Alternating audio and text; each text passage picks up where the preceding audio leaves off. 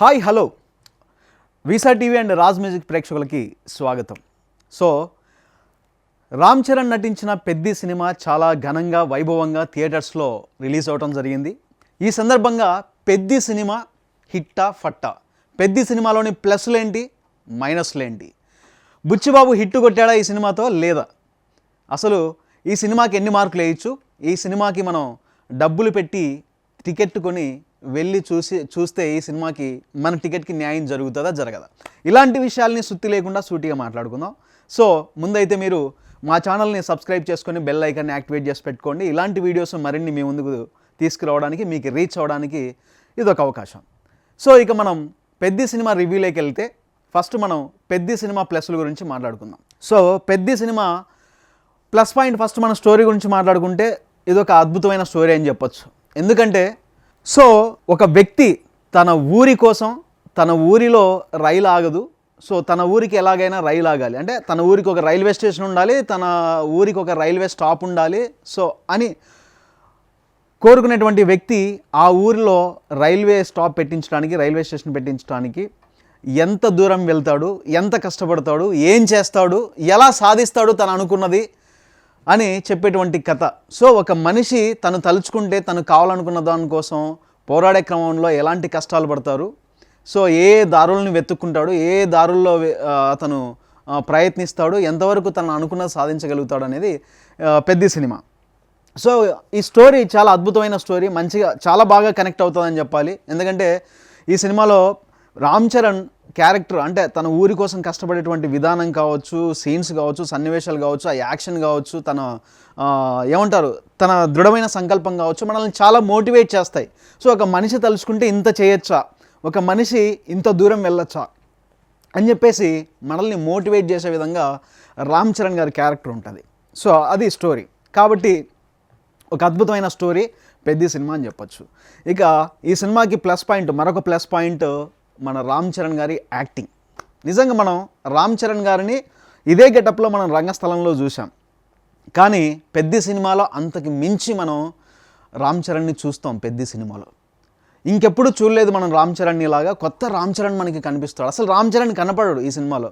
Peddi character, ఈ సినిమాలో క్యారెక్టర్లో మనకి ప్రతిబింబిస్తారు రామ్ చరణ్ తప్ప. రామ్ చరణ్ని మనం ఎన్నో సినిమాల్లో చూసింటాం కదా, రామ్ చరణ్ బాడీ లాంగ్వేజ్ కావచ్చు, రామ్ చరణ్ అంటే ఇది అని చెప్పేసి మనకు ఒక క్యాలిక్యులేషన్ ఉంటుంది కదా, అదంతా పక్కన పెట్టి ఈ పెద్ది సినిమాలో క్యారెక్టర్లో రామ్ చరణ్ చాలా కొత్తగా కనిపిస్తాడు మనకి. సో కొత్త రామ్ చరణ్ని, కొత్త నటుని, రామ్ చరణ్లో ఉన్నటువంటి మరో కొత్త నటుని ఈ సినిమా ద్వారా మనకి చూపించారు పెద్ది సినిమాలో అని చెప్పొచ్చు. సో ఆ రకంగా రామ్ చరణ్ గారి యాక్టింగ్ అనేది ఒక పెద్ద ప్లస్ పాయింట్.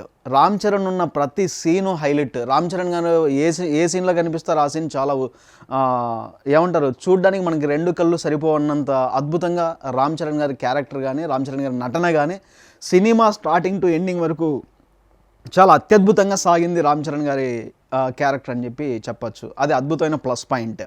ఇక మరో ప్లస్ పాయింట్ ఈ సినిమాకి ఏఆర్ రెహమాన్ గారి మ్యూజిక్.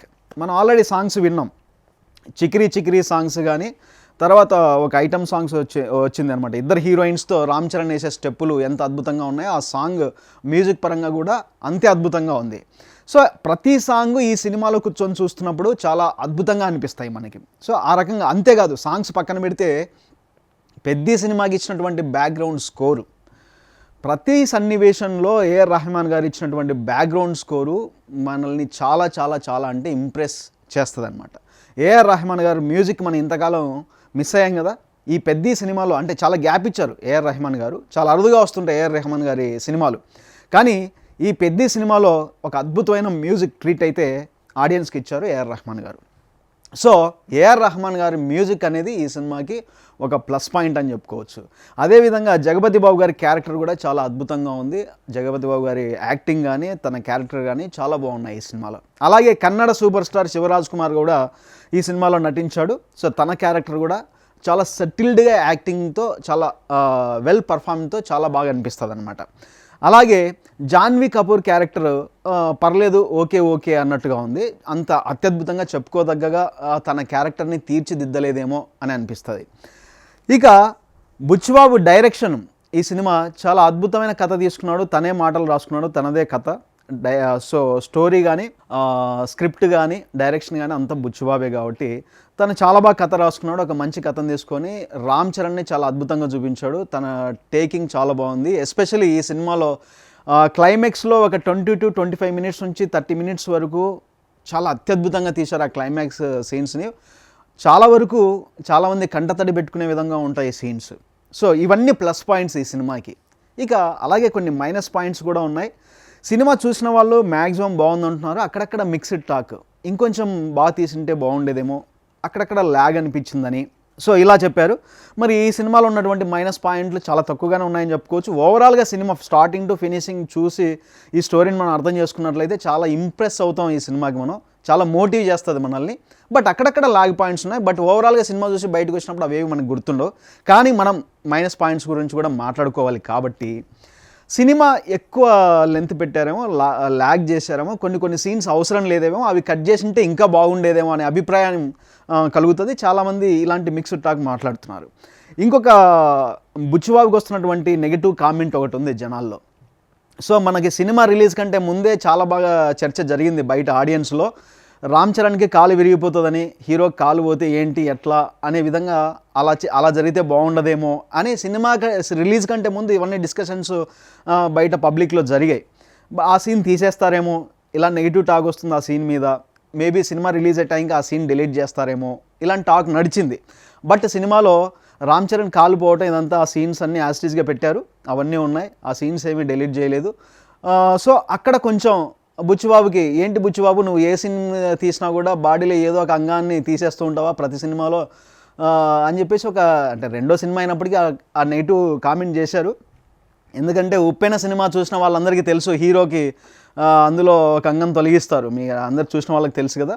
సో కాకపోతే అదే హైలైట్ అక్కడ ఉప్పెన సినిమాలో.